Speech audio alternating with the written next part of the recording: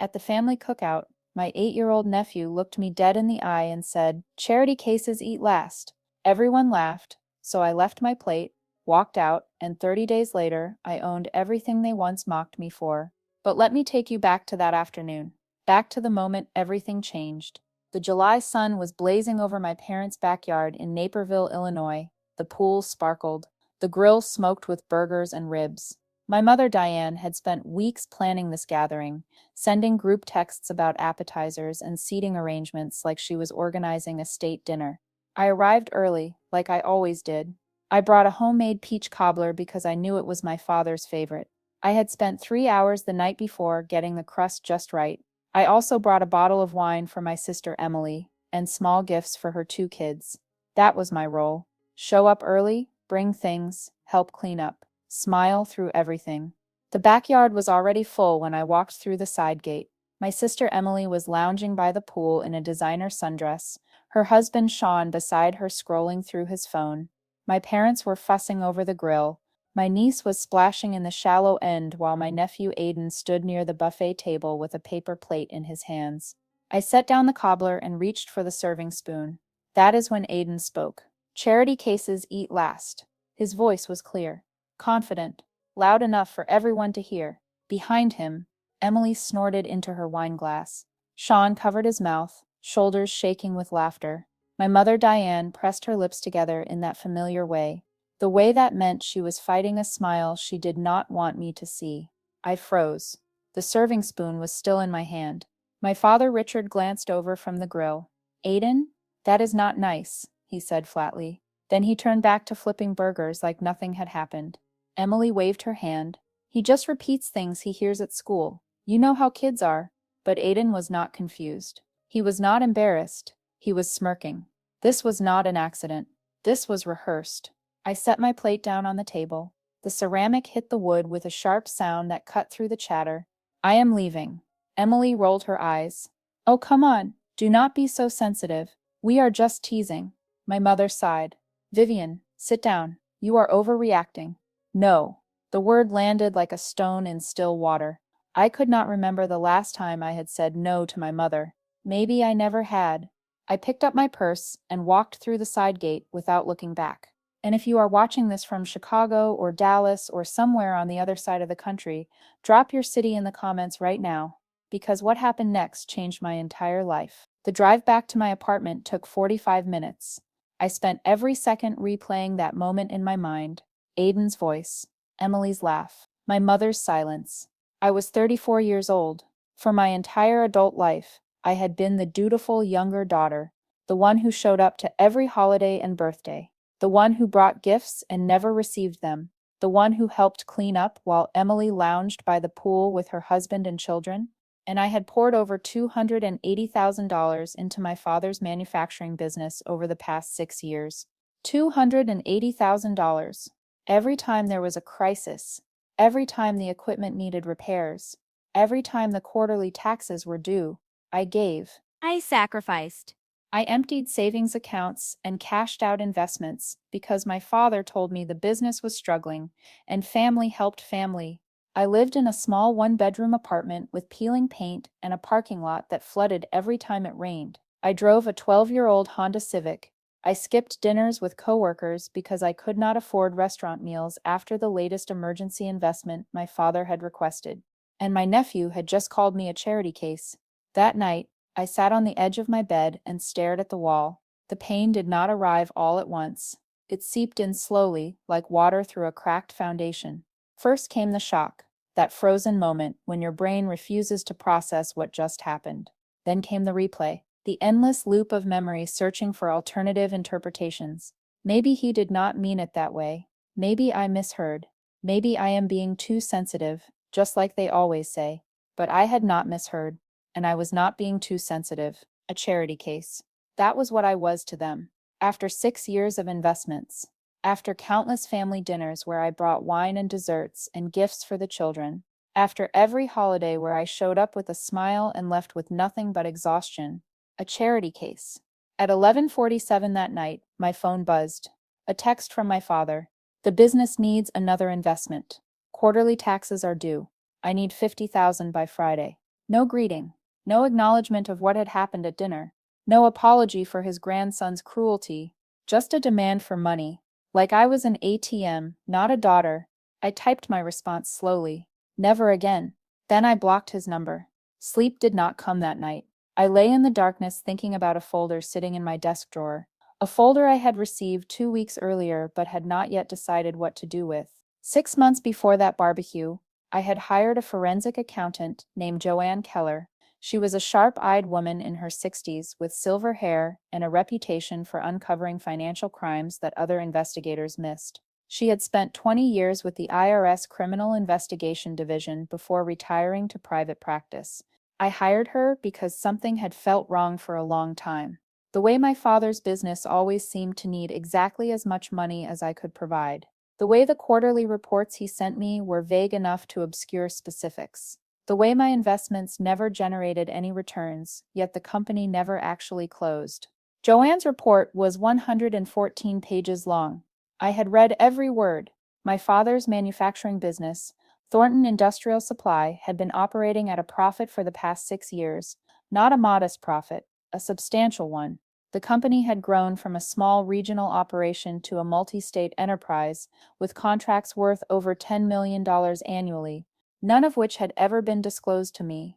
The $280,000 I had invested over 6 years had not gone to quarterly taxes or equipment upgrades or any of the emergencies my father had claimed.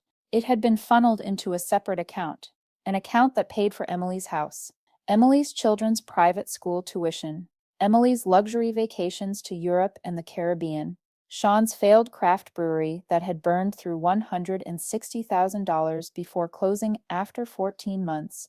My money had been systematically stolen and redistributed to my sister's family while I lived in a one-bedroom apartment and drove a rusted car, and told myself that family helped family. They had not just taken my money, they had taken my life. The night I finished Joanne's report, I sat alone in my apartment with the document in my lap and tears streaming down my face. Not tears of sadness, tears of validation. For years I had felt something was wrong. A persistent unease I could not name. A sense that the world as my family presented it did not match the world as I experienced it. I had been told over and over that my instincts were faulty, that I was paranoid, ungrateful, difficult, that I should be thankful for being included at all. Joanne's report proved what my gut had known all along. In the weeks between receiving the report and the barbecue, I had been consulting with an attorney named Daniel Whitman.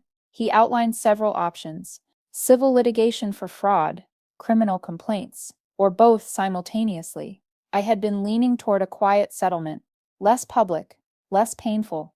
Some part of me still hoped for reconciliation, still believed that exposing the truth might lead to remorse and a path toward healing. Then Aiden called me a charity case. Emily laughed. My mother looked away. Something crystallized in that moment. These people would never change. They had shown me exactly who they were, and I had spent 34 years refusing to believe them. The morning after the barbecue, I called Daniel. I am ready to proceed. All of it. Every action we discussed. I could hear him pause on the other end. You understand this will become public. Your family's reputation, your father's business, everything. Good. The first notice was delivered by noon. The call from my mother came 3 days later. What have you done? Her voice was shrill in a way I had never heard before. There is a lawyer at our door saying something about fraudulent misrepresentation and civil recovery.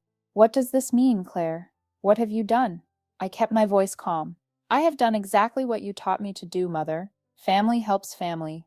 That is what I am doing. I am helping this family finally face the truth. This is about the barbecue? About what Aiden said? He is a child. This has nothing to do with the barbecue. This has to do with $280,000 that was stolen from me through deliberate misrepresentation. This has to do with fraudulent financial statements. This has to do with a pattern of criminal behavior that I have documented in exhaustive detail. Silence. You are suing us? I am recovering what was stolen. The civil suit is just the beginning. Beginning of what? You will see. The second notice went to Emily. During Joanne's investigation, I discovered something interesting. Emily had co-signed on several of the fraudulent documents my father had used to solicit my investments. Her signature appeared on falsified quarterly reports, Her name was listed as a secondary account holder on the account where my money had been deposited before being redistributed. She was not just a beneficiary of the fraud, she was a participant. Emily called me 17 times the day she received the notice. I answered on the 18th. You cannot do this. Her voice was ragged. Do you have any idea what this will do to us? Sean just lost his job. The kids are in private school. We cannot afford lawyers. You are going to destroy us. Sean lost his job? Yes.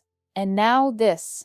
That is interesting, because according to my information, Sean did not lose his job. He was fired for embezzlement. $14,000 skimmed from his company's accounts. They declined to press charges in exchange for his immediate resignation and a confidentiality agreement. Silence. How did you... I hired investigators. Emily. Very thorough investigators. That is private information. Private information has a way of becoming public when civil litigation begins. Discovery is a fascinating process. All sorts of documents get subpoenaed. All sorts of secrets get exposed. Claire, please. Her voice cracked. I am your sister. You stopped being my sister the moment you let your 8-year-old call me a charity case while you laughed. I hung up. If you have ever had to protect your peace from the very people who were supposed to protect you, hit that like button right now. You are not alone in this. Not anymore. The weeks that followed were the loneliest of my life, and paradoxically, the most liberating.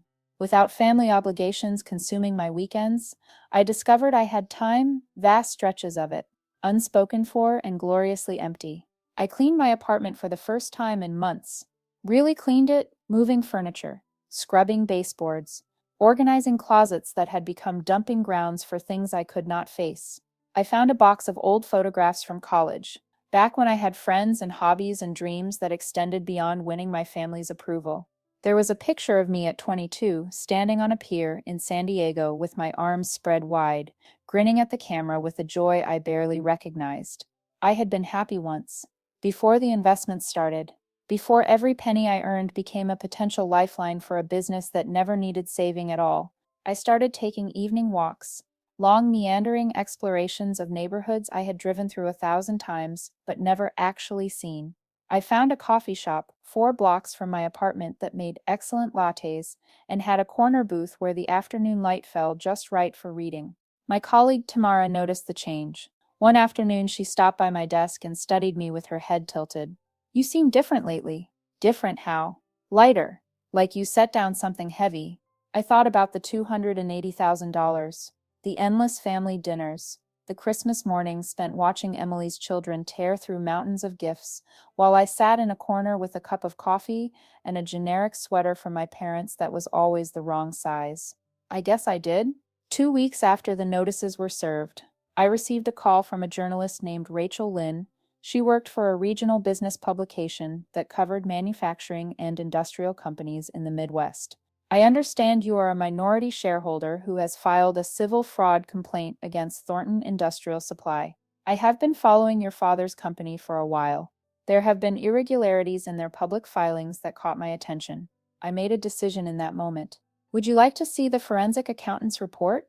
The story ran 3 weeks later. It was devastating. Rachel had not just reported on my lawsuit, she dug deeper. She found additional irregularities. Tax filings that did not match internal records, contracts with shell companies that existed only on paper, a pattern of manipulation stretching back over a decade.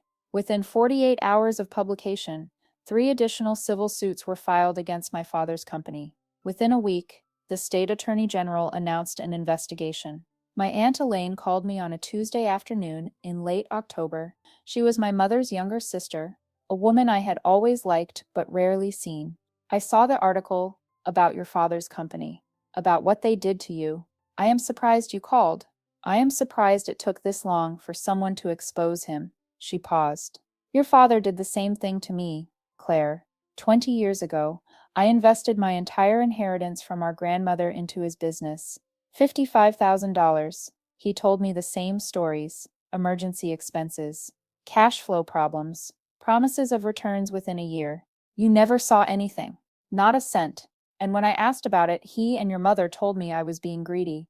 That family should not put money above relationships, that I should be ashamed for prioritizing finances over love. She laughed bitterly. They made me feel so guilty that I apologized to them. Can you imagine? They stole from me, and I apologized. Why did you never tell me? Your mother made it clear that if I said anything to you or Emily, I would never see either of you again. You were children. I did not want to lose you entirely. Something shifted in my chest. All those years of feeling like the problem, like the oversensitive one, like the family member who simply could not take a joke or accept her place. I had not been wrong. I had been the latest victim. Elaine and I talked for 3 hours that first night. She told me stories I had never heard. The time my father borrowed money from my grandfather and never paid it back. The way my mother systematically cut ties with anyone who questioned my father's character. The Christmas when Elaine tried to give me a gift directly and was told she was no longer welcome at family gatherings. I sent you birthday cards for years. Did you ever receive them? My throat tightened. No. I always thought you had forgotten about me. I never forgot, not once. The trial was scheduled for March, but in February something happened that none of us anticipated. My mother showed up at my apartment. I almost did not recognize her. Diane Thornton had always been immaculately groomed, perfect hair, flawless makeup, expensive clothes. The woman standing in my doorway was thin and drawn with gray roots showing and dark circles under her eyes. May I come in? Every instinct told me to close the door, but something in her face made me step aside. She sat on my secondhand couch and looked around my small apartment. This is where you have been living? For 6 years? Since I gave my savings to Dad for the first emergency investment. I did not know. Her voice was barely audible. I genuinely did not know. I thought you chose to live simply. I thought you were saving money. Would it have mattered if you did? She was silent for a long moment. Probably not. That is what I have been realizing these past few months. Probably not. She looked at her hands. Your father told me the investments were legitimate. He told me you were a silent partner, that you were receiving quarterly payments, that you had agreed to fund Emily's lifestyle because you felt guilty about being more successful. You believed him. I wanted to believe him. It was easier than looking at the truth. She met my eyes. I have been a coward, Claire. My whole marriage, I have looked away from things I did not want to see. The affairs, the financial improprieties, the way he treated people who could not fight back. Affairs? 3 that I know of, probably more. I had no words. I am not here to ask you to drop the lawsuit, she continued. I know you will not, and frankly, I am not sure you should. What I am here to tell you is that I filed for divorce. What? The attorneys found something during discovery. Something I did not know about. She took a shaky breath. Your father has been hiding assets overseas for years. Millions of dollars that should have been marital property. Money he was planning to use to disappear if the legal situation became untenable. He had a plane ticket to a country with no extradition treaty. One ticket, just for himself. He was going to leave you. He was going to leave all of us. Me, Emily, the grandchildren. He was going to vanish and let us face the consequences alone. For the first time in my life, I felt something like sympathy for my mother. I am sorry. Do not be sorry for me. I made my choices. I chose to stay married to a man I knew was dishonest because it was comfortable. But I can still choose who I want to be going forward. And I want you to know that whatever happens at trial, I am going to testify truthfully about everything I know, even the things that make me look terrible. She walked to the door, then paused. I wasted 38 years protecting a man who was never worth protecting. Get your justice, and then let it go. The trial lasted 9 days. My mother testified on day 4. True to her word, she told the truth about everything. Emily testified on day 6. She chose denial. She claimed she had no idea the documents she signed were fraudulent. She portrayed herself as another victim. The jury did not believe her. On day 8, my attorney presented the evidence that changed everything. Emails. Emails between Emily and my father stretching back 5 years, discussing in explicit detail how to extract maximum money from me while maintaining the illusion that the investments were legitimate. Emails where Emily joked about my gullibility. Emails where she suggested specific manipulation tactics. One email read, "She is so desperate to fit in. Just tell her the business might have to lay off workers if she does not invest. She will empty her savings account by morning." That email was dated 3 days before I gave my father $40,000 to prevent those imaginary layoffs. Emily was recalled to the stand. Under cross-examination, confronted with her own words, she broke down completely, not in remorse, in rage. She screamed at me across the courtroom, called me names I will not repeat, accused me of destroying the family. The judge called a recess. When we reconvened, the jury members looked at Emily with something close to disgust. During the recess, my father's attorney approached Daniel in the hallway. My client would like to propose a settlement, full admission, complete restitution, public apology. Daniel looked at me. I shook my head. We have come this far. I want the verdict on record. 3 hours later, the jury returned. Guilty, on all counts of civil fraud. Full restitution ordered plus damages of $175,000. Emily was held jointly liable. A referral was made to the criminal court for potential forgery and conspiracy charges. I did not celebrate. There was no triumph in the moment, just relief. It was over. 1 year has passed since the verdict. My father is serving a 3-year sentence for forgery and financial fraud. Emily avoided prison by accepting a plea deal that required her to testify against him, but she lost her house, her children's private school, most of her remaining friends. My mother and I have lunch once a month. We are not close exactly, but we are building something new, something based on honesty. I used part of my settlement to buy a small house in a quiet neighborhood outside the city. 3 bedrooms, a little yard, a kitchen with enough counter space to actually cook in. I planted roses along the back fence. When I look at them, I do not feel bitter anymore. I feel connected to something bigger than the pain. Last month, I received a wedding invitation. My cousin's daughter, Elaine's granddaughter. I am going to attend. I am going to sit with my grandmother Marie and my aunt Elaine and my cousins, people I barely knew growing up because they had been cut out of my life by the same people who took everything else. The invitation asked if I would be bringing a guest. I wrote back yes.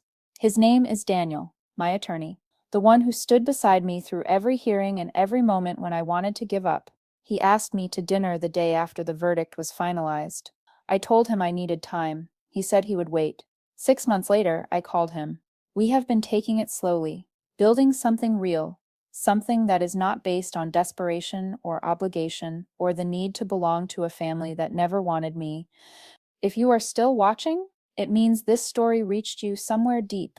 Subscribe if you have not already, drop a comment telling me your favorite part, and hit that like button so more people can find this and know they are not alone.